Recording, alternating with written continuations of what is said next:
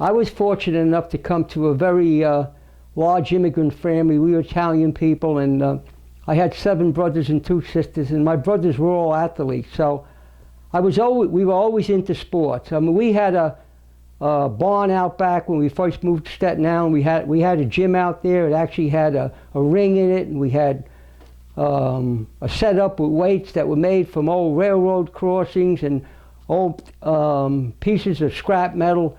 So I was fortunate enough to have good guidance from my older brothers, especially in one of my brothers was Golden Gloves champs in boxing, and I was the youngest of the boys, so I was the family punching bag. So I had a lot of experience, and you know, and learning from my older brothers. And back in those days, sports was a big thing. People didn't have a lot of money, so spent a lot of time, you know, participating in sports, and it was a great experience for me.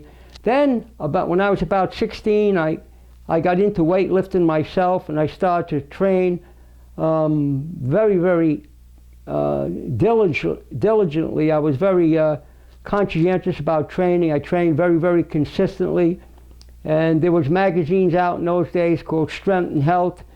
I was basically into Olympic weightlifting. I wasn't a bodybuilder. I was into the 3 Olympic lifts, which was press, snatch, and clean and jerk. And you had to do other exercises to increase your speed, because a lot of it was not only about strength, it was about speed, how fast you could move while you were handling heavy weights.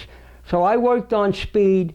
We did a lot of jumping exercises to stimulate quick twitch muscles, and I used to do jumping squats with go down into a deep squat with 180 pounds on my back, you know, rolled up in a towel, and leap right up into in as high as you could into the air.